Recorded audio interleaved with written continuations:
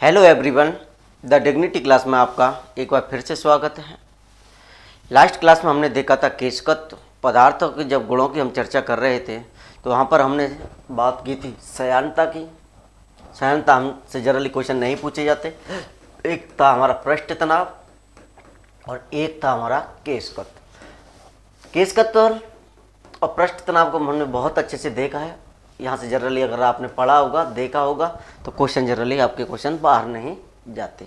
जो क्वेश्चनों को ध्यान में रखते हुए सारे आयाम हमने आपको पढ़ाई ही दी हैं कि क्या क्या पूछा जा सकता है, किस तरीके से। तो आज हमारे यांत्रिकी का सबसे जो बड़ा और सबसे महत्वपूर्ण यांत्रिकी हमारे लिए भौतिकी का एक टॉपिक था। आज हमारा लास्ट टॉपिक होगा इसमें से। यांत्रिकी को आज हम यहीं ख़त्म करते हैं। आज हम पढ़ेंगे उत्प्लावकता या उत्प्लावन बल। उत्प्लावकता या उत्प्लावन बल के बारे में थोड़ी सी चर्चा करेंगे, क्योंकि यहाँ से जनरली क्वेश्चन जो पूछा जाता है वो बड़े एग्जामों में उत्प्लावन बल,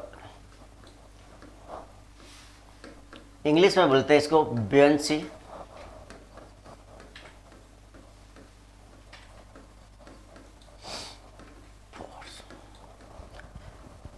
उत्प्लावन बल होता क्या है? बुयंसी, BUOYANC, उत्प्लावन बल। कभी कभार आपने देखा होगा, थोड़ा सा समझ लीजिए उदाहरण के रूप में। कभी कभार आपने देखा होगा, नहीं भी देखा होगा तो सुना तो जरूर होगा कि लोहे की जो कील होती है, या हम कह सकते हैं कि जो सुई होती है, लोहे से बनी हुई सुई को अगर पानी में अगर आप डालते हो तो वह डूब जाती है। लेकिन लोहे से बना हुआ जहाज, लोहे से बनी हुई सुई पानी में डूब जाती है, पानी में डूब जाती है। लेकिन लोहे से बना जहाज पानी में नहीं डूबता। लेकिन लोहे से बना जहाज पानी में नहीं डूबता। इसका क्या कारण हो सकता है?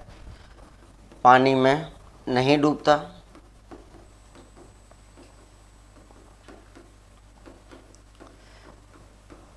इस तरीके की बातें सुनी होंगी, देखी होंगी। एक काम करिएगा, लोहे का एक पानी का कोई बीकर ले लेना या बाल्टी ले लेना, या कभी आपने देखा होगा कि जो नदी और तालाब होते हैं उसमें पानी में कभी कभार आप लकड़ी होती है, लकड़ी को डुबोने की कोशिश करना, या ऐसा करना पानी में एक बाल्टी पानी ले लेना, उसमें एक लकड़ी के टुकड़े को लेना, उसको नीचे पानी में जैसे डालने की कोशिश करोगे तो वह सोते ही ऊपर आ जाता है। ये क्या है? बल है। मैं कह सकता हूँ जो द्रव है या जल है, जैसे ही मैं लकड़ी को द्रव में डालने की कोशिश कर रहा हूँ, जैसे ही मैं उसे अंदर तक लेके जाऊँगा वो सोते ही ऊपर तैरती हुई आती है। मैं कह सकता हूँ कि द्रव की सतह के ऊपर जो बल कार्य कर रहा है, जो द्रव की सतह के ऊपर जो बल कार्य करेगा वह क्या होता है? वो उत्प्लावन बल होता है। या ऐसे कह सकता हूँ कि कोई वस्तु है, कोई वस्तु को डुबोने के लिए जो उसके प्रतिरोध के रूप में कार्य कर रहा है, उसको डूबने नहीं दे रहा, वो कौन सा बल हो सकता है? उत्प्लावन बल हो सकता है।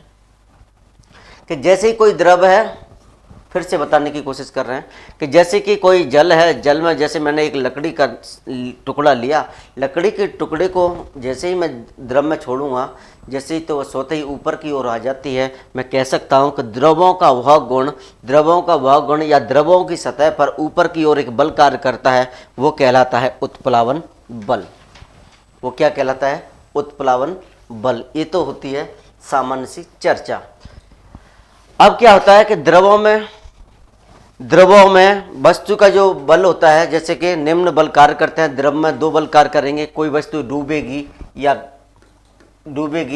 या तैरेगी, इस पर चर्चा करते हैं थोड़ा सा। यहाँ से ही क्वेश्चन आपसे पूछा जाता है कि कोई वस्तु डूबेगी या तैरेगी। नंबर 1, इस पर कार्य करता है भार, जो कि ऊर्ध्वाधर गुरुत्वाकर्षण की बात कर रहा हूं मैं, ऊर्ध्वाधर या नीचे की ओर कार्य करता है। दो बल कार्य करते हैं द्रवों में उत्प्लावन बल। एक तो होता है भार, जो ऊर्ध्वाधर नीचे की ओर कार्य करता है, और दूसरा होता है उत्प्लावन बल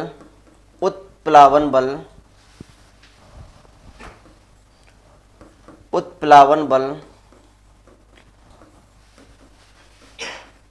एक होता है उत्प्लावन बल जो कि ऊर्ध्वाधर ऊपर की ओर, ऊर्ध्वाधर ऊपर की ओर, ऊर्ध्वाधर ऊपर की ओर लगता है। द्रव में कोई वस्तु डूब रही है या तैर रही है, वो किसके इसमें दो बल कार्यरत होते हैं। एक होता है भार जो पृथ्वी का गुरुत्वाकर्षण है, यह नीचे की ओर लगता है, सभी को पता है।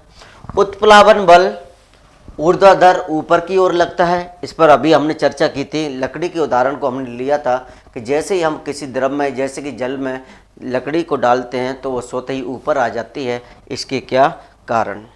अब कि कोई वस्तु तैरेगी या कोई वस्तु डूबेगी, इसकी कुछ कंडीशन है। यहाँ से कंडीशन से क्वेश्चन आपसे पूछ लिया जाता है। तो थोड़ा सा हम कंडीशन पर चलते हैं कि कौन सी वस्तु है जो तैरेगी या डूबेगी या आंशिक डूबेगी या आंशिक तैरेगी। तो इस तरह की क्वेश्चन कभी कभार आपसे पूछ लिए जाते हैं।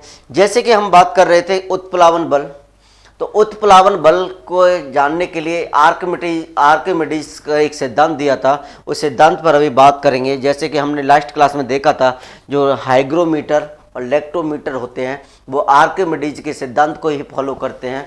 जैसे कि वो दूध के सापेक्षिक घनत्व और उसमें होता है तरलों का सापेक्षिक घनत्व, इस पर नापा जाता है आर्किमिडीज के सिद्धांत पर। पहले हम देख लेते हैं प्लवन की कुछ कंडीशंस देख लेते हैं कि कैसे तैरेगा, कैसे डूबेगा। देख लीजिए, 1 बाय 1 देख लेते हैं। एक एग, जैसे मान लीजिए मैं 3 कंडीशन आपको थोड़ा सा बना के दे रहा हूँ और तीनों कंडीशन से आप समझ जाएंगे। जैसे एक में इस तरीके से है, दूसरा हमारा इस प्रकार से है और तीसरा हमारा भी इसी प्रकार से है। जैसे मान लीजिए ये जल से भरा हुआ है,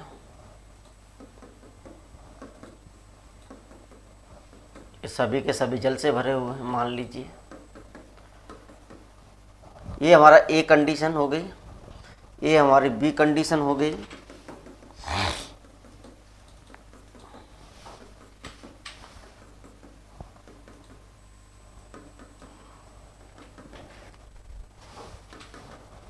ये हमारी तीसरी सी कंडीशन हो गई।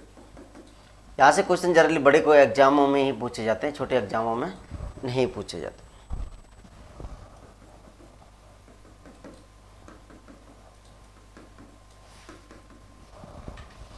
जैसे ये जल से भरा हुआ है,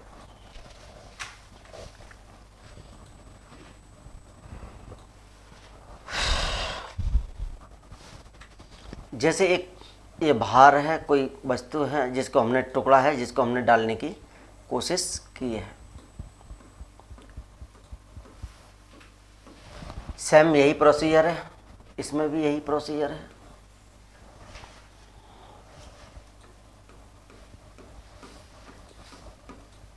ये कोई टुकड़ा है, इसको हमने डुबोने की कोशिश की है।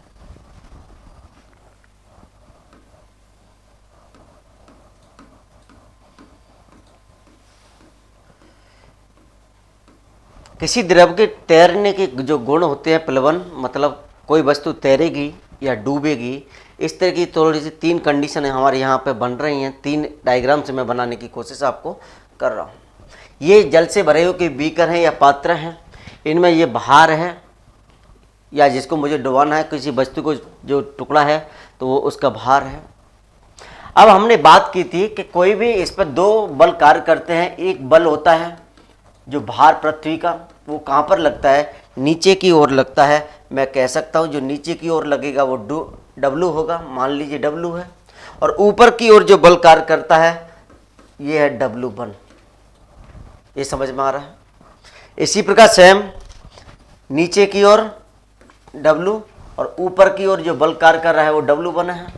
सेम कंडीशन में नीचे की ओर क्या है, W और ऊपर की ओर W1। क्या ये बात समझ में आप लोगों तक पहुंच पा रही है?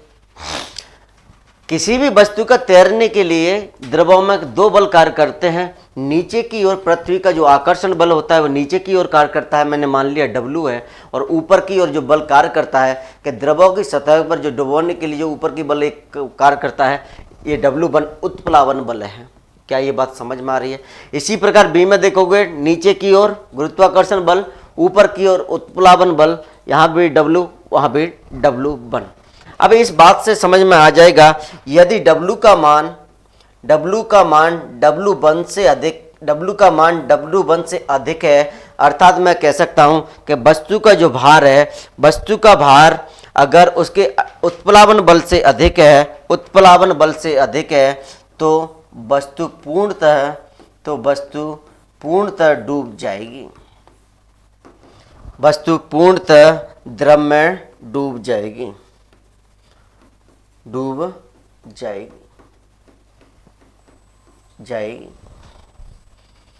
फिर से देखिएगा, W क्या था? भार था। W1 ऊपर की ओर लगा हुआ क्या है? उत्प्लावन बल है। इसी प्रकार जैसे B में W1 भार है, W भार है,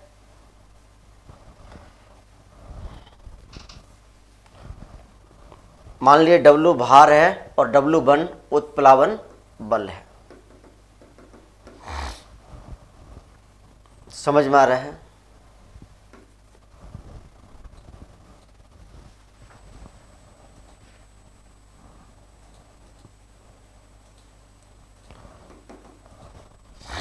ये है W क्या है? भार है, W1 उत्प्लावन बल है। उत्प्लावन बल को समझने के लिए हम आर्किमिडीज का सिद्धांत काम में लेते हैं, वो देखेंगे क्या सिद्धांत है। वैसे पूछा नहीं जाता जनरली, लेकिन ये पूछ लिया जाता है कि वस्तु कब तैरती है, कब सतह पर तैरेगी या कब डूबेगी। तो ये बात पहले तो ये समझ लो, ये W भार नीचे की ओर जो W1 है, उत्प्लावन बल है, सेम कंडीशन तीनों में एक जैसी है। यदि W का मान, मैं कह सकता हूं किसी वस्तु का अगर भार उत्प्लावन बल से ज्यादा है, तो वो वस्तु पूर्णतः द्रव में क्या कर जाएगी? डूब जाएगी। ये बात पहली जो कंडीशन अगर आपसे बन रही है तो ये है कि यदि वस्तु का भार W उत्प्लावन बल से क्या है? ज्यादा है, का मान अधिक है, तो वस्तु पूर्णतः कैसी हो जाएगी? डूब जाएगी। पहली कंडीशन तो ये थी। दूसरी कंडीशन है कि यदि वस्तु का भार उत्प्लावन बल के बराबर है, तो इस स्थिति में जो वस्तु होती है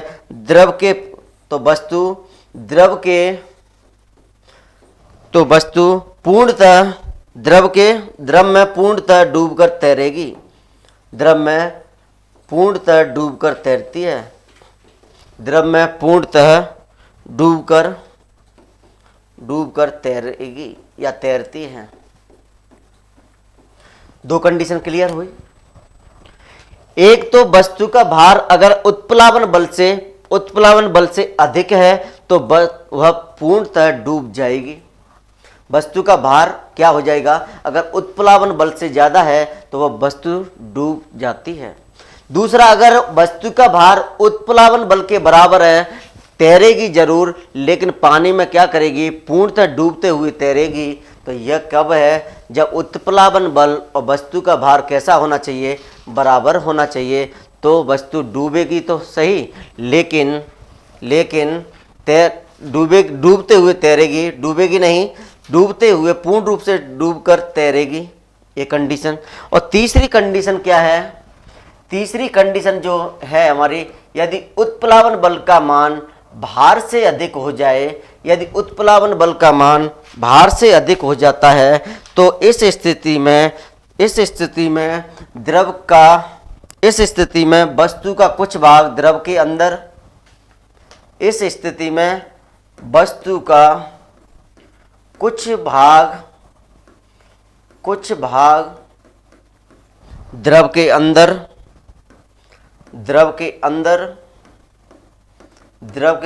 रहता है तथा कुछ भाग द्रव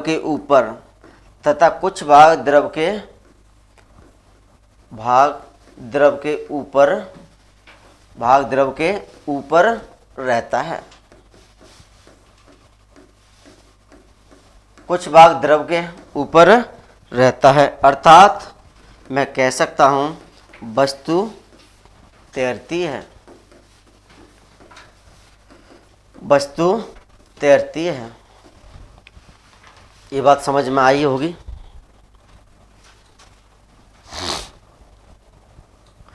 अगर उत्प्लावन बल का मान, यदि उत्प्लावन बल का मान भार से अधिक हो जाए, वस्तु के भार से अधिक हो जाए, तो जो वस्तु है कुछ सिरा उसका कुछ भाग तो पानी में डूबेगा, कुछ भाग उसका बाहर निकलेगा, लेकिन क्या करेगी वह वस्तु तैरती है। ये 3 कंडीशन से क्वेश्चंस बनने की संभावनाएं बनती हैं और हमें तीनों को डायग्राम से समझाने की कोशिश की थी।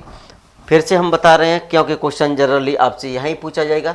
ये हमने बता दिया था कि कोई वस्तु तैरेगी तो उस पर 2 बल कार्यरत होते हैं, निम्न बल कार्यरत होते हैं, इस भाषा में बोल सकते हैं। एक पृथ्वी का बल जो गुरुत्वाकर्षण बोलते हैं वो नीचे की ओर कार्य करता है, और एक जो बल किसी वस्तु पर ऊपर जो द्रव का होता है, द्रव में जो डुबोने की हम कोशिश कर रहे हैं किसी वस्तु पर, तो जो ऊपर की ओर बल कार्य करता है। जैसे हमने बताया था कि जल में आप लकड़ी का टुकड़ा उसे डुबोने की कोशिश करोगे तो उससे छोड़ के जैसे ही आप हाथ छोड़ोगे तो वह स्वतः ही ऊपर आ जाता है, वह डूबने से उसे बचाता है, वो बल होता है उत्प्लावन। तो उत्प्लावन बल जो ऊपर की ओर कार्य करता है। तो यहाँ पर नीचे की ओर भार, ऊपर की ओर उत्प्लावन बल, सेम कंडीशन तीनों थी। अब देख लीजिए, यदि भार का मान उत्प्लावन बल से अधिक है, भार का मान उत्प्लावन बल से अधिक है तो वस्तु पूर्णतः डूब जाएगी।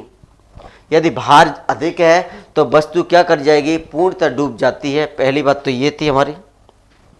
दूसरा यह कि यदि भार का मान उत्प्लावन बल के बराबर है तो वस्तु तैरेगी, लेकिन पूर्णतः डूबी हुई तैरती है, पूर्णतः डूबकर तैरती है। कब? जब भार का मान किसके बराबर होना चाहिए, उत्प्लावन बल के बराबर होना चाहिए। तीसरी कंडीशन ये थी कि यदि उत्प्लावन बल का मान भार से अधिक कर दिया जाए, उत्प्लावन बल का मान भार से अधिक कर दिया जाए तो वस्तु तैरती है, लेकिन उसका कुछ हिस्सा तो पानी के अंदर रहता है, उसका कुछ हिस्सा पानी से बाहर रहता है। अर्थात वस्तु, मैं कह सकता हूँ वस्तु तैरती है। यह हमें तीनों कंडीशन है यही जाननी थी। अब एक बात आती है कि वस्तु कब तैरेगी कब डूबेगी, वह निर्भर करता है उसके घनत्व पर। वह किस पर निर्भर करता है, वस्तु के घनत्व। जैसे आपने देखा होगा कि जो जल का जो घनत्व होता है, जल के घनत्व से अगर कोई वस्तु का घनत्व जल से कम है तो जल में वस्तु तैरती है, और जल के घनत्व से अगर किसी वस्तु का अधिक है तो वस्तु क्या है, जल में डूब जाती है। तो इस तरीके से उत्प्लावन बल से क्वेश्चन अगर यहाँ से बनता है तो यही क्वेश्चन बन रहा था जनरली कि वस्तु का कुछ भाग आपसे पूछ लिया जाएगा कि वस्तु कब डूब सकती है, या कोई नाव है या कोई जहाज है। तो इस तरीके के क्वेश्चन आपसे पूछे जा सकते हैं। तो पहली बात तो ये ध्यान रखना है कि तीनों कंडीशन आपको अच्छे से ध्यान रखना है, पूछा क्या जा रहा है। और फिर से बता रहा हूँ कि यदि किसी वस्तु को जल में तैरने या डूबने के लिए उसमें क्या जरूरी है, वो घनत्व पर निर्भर होता है। यदि किसी वस्तु का जो घनत्व है जल से कम होगा, जल से क्या है कम है, तो वस्तु तैरेगी। अगर किसी वस्तु का घनत्व जल से अधिक है तो वह जल में डूब जाती है। उदाहरण अभी देखेंगे हम, जैसे घनत्व की बात, जैसे आपने देखा होगा कि लोहे की कील क्या होती है, लोहे की कील पानी में डूब जाती है लेकिन पारे में तैरती है। कुछ इस तरीके से कुछ क्वेश्चन है, कुछ उन पर चर्चा हम कर लेंगे अभी। तो हमने यही बात की थी कि कोई भी वस्तु जल में कब तैरेगी या कब डूबेगी वह निर्भर करता है घनत्व पर। यदि जल के घनत्व से वस्तु का जो घनत्व कम है तो वह तैरती है, अगर जल के घनत्व से वस्तु का घनत्व अधिक है तो वह जल में डूब जाती है। निर्भर करता है वो घनत्व पर। ये बात समझ में आ गई। घनत्व क्या होता है, घनत्व बराबर डेंसिटी बराबर क्या होता है आपको ज़रूरत नहीं होती वैसे, द्रव्यमान अपॉन आयतन। मतलब मैं कह सकता हूँ घनत्व आयतन का अपोजिट है, व्युत्क्रमानुपाती है। घनत्व कम होगा तो आयतन ज़्यादा हो जाएगा, अगर घनत्व अधिक है तो आयतन कम हो जाएगा। ये समझ में आ रही है। तो इस तरीके के क्वेश्चन आपसे बनते हैं। तो अब हम कुछ क्वेश्चनों पर चर्चा करेंगे। वैसे यहाँ से बता दूं मैं आपको, उत्प्लावन जो बल होता है, उत्प्लावन जो बल होता है, इसको हम आर्किमिडीज के सिद्धांत के, आर्किमिडीज का एक सिद्धांत है, उसके द्वारा इसको क्या करते हैं, उसी के द्वारा हम इसको देखते हैं, आर्किमिडीज के सिद्धांत। लेकिन आर्किमिडीज का सिद्धांत मुझे लगता है मेंस में पूछा जा सकता है, लेकिन प्री में नहीं पूछा जाता, फिर भी मैं नोट डाउन करा देता हूं। आर्किमिडीज का सिद्धांत, आर्किमिडीज का सिद्धांत, आर्किमिडीज का सिद्धांत, ये आर्किमिडीज ने जो सिद्धांत दिया था, इसी पर आपने नाम सुना होगा। जब आपने महत्वपूर्ण मापक यंत्र पढ़े थे, वहाँ पर आपने एक हाइड्रोमीटर पढ़ा होगा, एक आपने इलेक्ट्रोमीटर पढ़ा होगा। इलेक्ट्रोमीटर दूध का सापेक्षिक घनत्व और जो हाइड्रोमीटर होता है तरलों का सापेक्षिक घनत्व मापता है। तो ये इसी सिद्धांत पर काम करता है, आर्किमिडीज के सिद्धांत पर। इस सिद्धांत के अनुसार क्या है वो थोड़ा सा देख लिए कि किसी द्रव में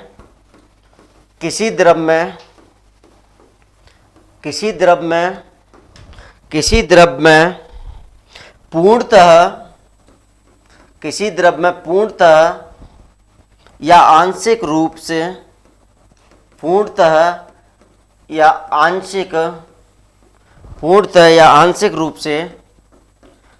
से, आंशिक रूप से डूबी किसी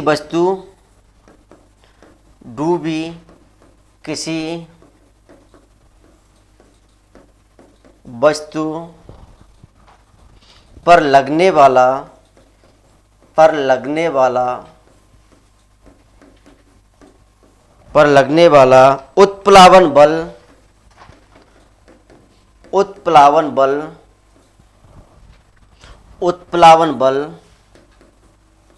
उत्प्लावन बल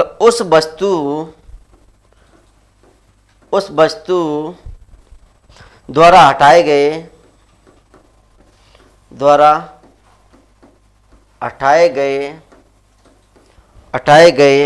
द्रव के भार के बराबर होता है, द्रव के भार के बराबर होता है। आर्किमिडीज का सिद्धांत ये कहता है, देख लीजिए क्या कह रहा है, कि किसी द्रव में पूर्णतः या आंशिक रूप से डूबी किसी वस्तु पर जो लगने वाला उत्प्लावन बल है, उस वस्तु द्वारा जो उठाए गए भार के बराबर होता है। समझ में आ गया? ये आपसे नहीं पूछा जाएगा कि आर्किमिडीज का सिद्धांत क्या है। तो आपने देखा होगा यह सिद्धांत, यह पदार्थों का जो आपेक्षिक घनत्व होता है, आपेक्षिक जो घनत्व होता है उसको ज्ञात करने में यह सिद्धांत काम का आता है। आपेक्षिक घनत्व को मापने के लिए काम आता है। अगर आपने सुना होगा इलेक्ट्रोमीटर क्या कार्य करता है, इलेक्ट्रोमीटर और हाइग्रोमीटर की बात नहीं कर रहा मैं, हाइड्रोमीटर की बात कर रहा हूं। इलेक्ट्रोमीटर और हाइड्रोमीटर आर्किमिडीज के सिद्धांत को क्या करते हैं, फॉलो करते हैं, क्योंकि इलेक्ट्रोमीटर द्वारा दूध का जो सापेक्षिक घनत्व होता है उसको मापा जाता है, और हाइड्रोमीटर द्वारा जो किसका, तरल पदार्थों का जो घनत्व होता है उसको मापा जाता है। तो आर्किमिडीज का सिद्धांत आपसे मेंस में पूछे जाते हैं, लेकिन क्वेश्चन जो एमसीक्यू होते हैं वो केवल कंडीशन से बनते हैं कि कब वस्तु डूब सकती है, कब वस्तु तैर सकती है। तो ये कह रहा है कि जब किसी द्रव में पूर्णतः या आंशिक रूप से डूबी किसी वस्तु पर जो लगने वाला उत्प्लावन बल होगा, उस वस्तु द्वारा हटाए गए द्रव के भार के बराबर होता है। समझ में आ रहा है कि उस द्रव जो वस्तु है उससे कितना द्रव हटाया जा रहा है, यह क्या कहलाता है, आर्किमिडीज का सिद्धांत कहलाता है। लेकिन आपको केवल कंडीशन पर जाना है। फिर से कंडीशन पर एक बार आ रहे हैं। यदि भार का मान उत्प्लावन बल से अधिक है तो वस्तु पूर्णतः डूब जाएगी।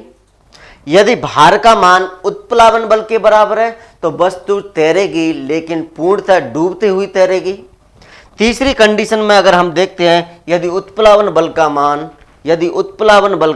क्या है, उत्प्लावन बल का मान भार से अधिक है, तो इसका कुछ भाग, वस्तु का कुछ भाग पानी में अंदर होगा, कुछ भाग बाहर होगा, लेकिन वस्तु तैरती है। ये सब के सब क्या थे, उत्प्लावन बल के उदाहरण थे। और उत्प्लावन बल आपने देख लिया होगा कि द्रवों की सतह पर जो ऊपर की ओर लगने एक बल होता है उसे हम उत्प्लावन बल बोलते हैं। कुछ क्वेश्चन से इसके थोड़ा सा हम देख लेते हैं। क्वेश्चन जनरली क्या पूछे जा सकते हैं उत्प्लावन बल से, एक बार हम क्वेश्चन भी देख लेते हैं इसके। उत्प्लावन बल छोटा टॉपिक है लेकिन कंडीशन कुछ ऐसी थी, यहां से क्वेश्चन पूछा जाता है।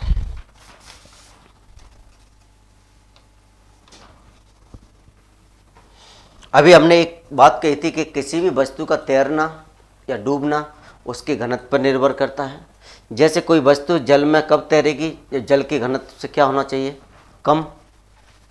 कम है तो तैरेगी और अधिक है तो वह डूब जाती है। इसी प्रकार हम बात करें लोहे का टुकड़ा पानी में डूब जाता है जबकि पारे में तैरता है, तो ऐसा क्यों है, क्योंकि लोहे का घनत्व पारे से तो क्या है, कम है, मगर जल से क्या है, ज़्यादा है। तो इस तरह की क्वेश्चन आपसे पूछ लिए जाते हैं।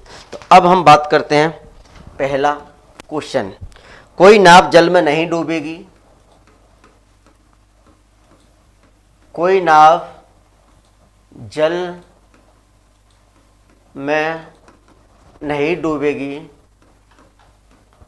कोई नाव जल में नहीं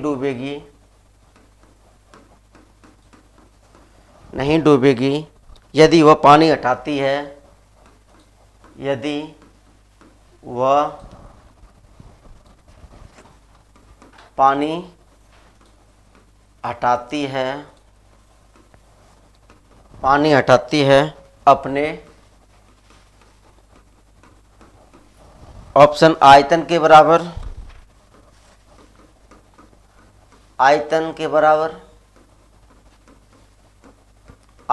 बराबर, दूसरा है भार के बराबर,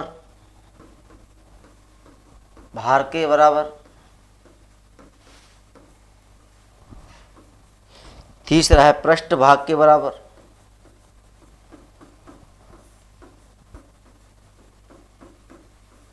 और चौथा है भाई घनत्व के बराबर।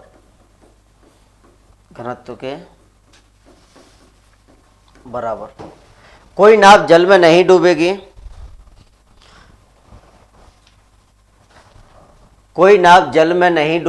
यदि वह पानी हटाती है अपने, ऑप्शन देखिएगा, आयतन के बराबर, दूसरा है भार के बराबर, तीसरा है पृष्ठभाग के बराबर और चौथा है घनत्व के बराबर। इसका जो सही आंसर होगा वो क्या होगा, क्योंकि हम जब ही से जो उत्प्लावन बल पढ़ रहे हैं तभी से हम बात कर रहे हैं, इसका जो आंसर होगा भार के उत्प्लावन बल या तो भार से अधिक हो सकता है या कम हो सकता है या ज़्यादा हो सकता है। तो इसका सही आंसर क्या होगा, भार के बराबर। तो इस तरीके के क्वेश्चन आपसे पूछे जाते हैं,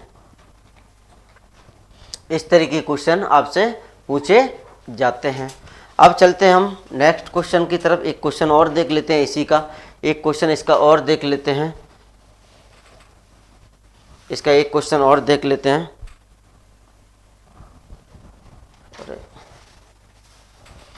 एक लास्ट क्वेश्चन इसका देखते हैं।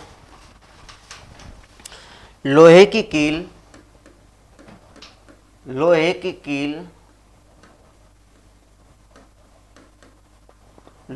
कील पारे पर क्यों तैरती है, पारे पर क्यों तैरती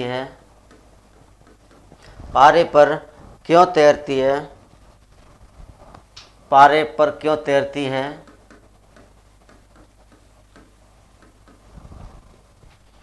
जबकि वह पानी में डूब जाती है,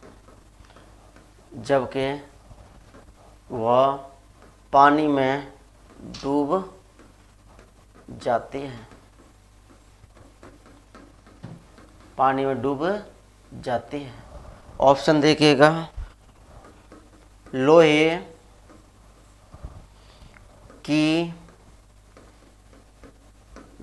की पारे से रासायनिक क्रिया की प्रवृत्ति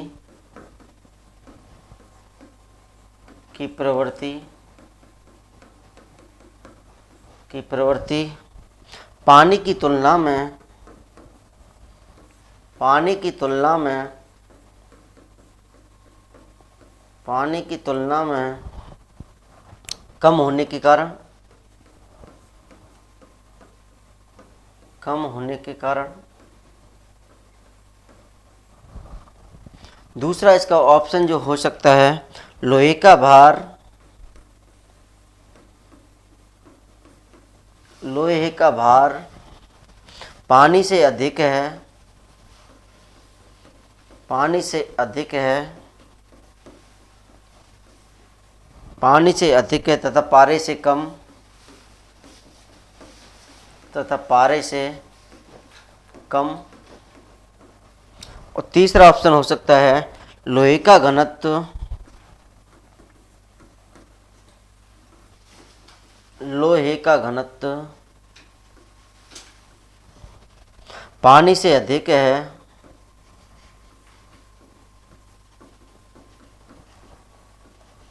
पानी से अधिक है तथा पारे से कम। चौथा ऑप्शन है, पारा पानी से भारी है, भारी है। इस तरह के क्वेश्चन आपसे पूछे जाते हैं। लोहे की कील पारे पर क्यों तैरती है जबकि वह पानी में डूब जाती है, ऐसा क्यों है? पहला ऑप्शन दे रखा है कि लोहे की पारे से रासायनिक क्रिया की जो प्रवृत्ति होती है पानी की तुलना में कम होने के कारण। दूसरा ऑप्शन दे रखा है आपको, लोहे का भार पानी से अधिक है तथा पारे से कम है। तीसरा ऑप्शन दे रखा है कि लोहे का जो घनत्व होता है पानी से अधिक है तथा पारे से कम है। चौथा ऑप्शन है, पारा पानी से भारी है। तो इसका जो सही आंसर था, अभी हमने देखा था कि कोई वस्तु कब तैरेगी, तैरना या उसका डूबना निर्भर करता है उसके घनत्व पर। जैसे मान लीजिए कोई वस्तु जल में जब तैरेगी, जब जल से क्या होगा, उसका कम घनत्व होगा, लेकिन डूबेगी कब, जब उसका घनत्व ज़्यादा होगा। तो लोहे का पानी से में अधिक है, जब लोहे का घनत्व पानी से अधिक है तो डूबेगा कि नहीं, तो पानी में तो डूबेगा, लेकिन पारे में क्या है, पारे से कम होगा तो पारे में तैरेगा। यही तो कह रहा है कि लोहे की कील पारे पर क्यों तैरती है, वह पानी में डूब जाती है। हमने ये बताया था कि किसी भी जल में कोई वस्तु कब तैरेगी, जब उसका घनत्व जल से क्या होगा, कम होगा। जल में कब डूबेगी, जब उसका घनत्व ज़्यादा होगा। तो लोहे का घनत्व पानी से अधिक है इसलिए तो डूब रही थी, लेकिन पारे से कम है इसलिए वो पारे में क्या है, तैर रही है। इसी प्रकार क्वेश्चन आपसे पूछे जा सकते हैं। जैसे अभी हमने बात की थी एक नाव की, इससे पहले क्वेश्चन देखा था हमने नाव वाला। ये नाव जल में नहीं डूबेगी यदि वह पानी हटाती है वो अपने भार के बराबर। तो इसी प्रकार जैसे कि वो कोई सुई की बात कर रहे थे, सुई पानी में डूब जाती है जबकि लोहे से बना हुआ जहाज पानी में नहीं तैरता, क्योंकि जहाज का जो डूबा हुआ भाग है, जहाज का जो डूबा हुआ भाग है उसके द्वारा जो हटाए गए पानी का भार होता है वह संपूर्ण जहाज के भाग के बराबर होता है। तो इस तरह के क्वेश्चनों को आप पढ़ सकते हैं, और खासकर फिर से बता रहे हैं कंडीशन से क्वेश्चन बनाने की संभावनाएं रहती हैं। कंडीशन से क्वेश्चन बनते हैं कि कब डूब सकता है, कब वस्तु डूबेगी, कब वस्तु तैरेगी, कब वस्तु आंशिक रूप से डूबती है, कब वस्तु आंशिक रूप से तैरती है। थोड़ा सा कंडीशन पर आप ध्यान रखिएगा। इस तरह के क्वेश्चन बड़े एग्जाम में पूछे जाते हैं, ये नहीं पूछे जाते। और आर्किमिडीज का सिद्धांत हमने बताया था कि उत्प्लावन बल को ज्ञात करने के लिए, जानने के लिए आर्किमिडीज साहब ने एक सिद्धांत दिया था, उस पर भी हमने चर्चा कर ली थी कि किसी द्रव में पूर्णतः या आंशिक रूप से डूबी हुई किसी वस्तु पर लगाने वाला उत्प्लावन बल उस वस्तु द्वारा हटाए गए द्रव के भार के बराबर होता है। जो आर्किमिडीज का सिद्धांत आपेक्षिक घनत्व को ज्ञात करने के काम आता है। इसी प्रकार जैसे लेक्टोमीटर हुआ, हाइड्रोमीटर हुआ, ये आपको पता है लेक्टोमीटर क्या करता है। लेक्टोमीटर दूध का जो सापेक्षिक घनत्व होता है उसको मापने के काम आता है। इसी प्रकार हाइड्रोमीटर तरल पदार्थों के जो सापेक्षिक घनत्व होते हैं उनको मापने के काम जो आता है। तो इसीलिए हाइड्रोमीटर और लेक्टोमीटर आर्किमिडीज की सिद्धांत का पालन करते हैं। तो इस तरीके से उत्प्लावन जो बल था, हमारा जो सबसे महत्वपूर्ण टॉपिक भौतिकी का जो था यांत्रिकी आज हमारा समाप्त होता है। अब हम भौतिकी के दूसरे पार्ट की तरफ चलेंगे। तो आज ही हम यांत्रिकी को यहाँ विदा करते हैं, विराम देते हैं। तो थैंक यू सो मच। मिलते हैं हम नेक्स्ट टॉपिक के साथ नेक्स्ट क्लास।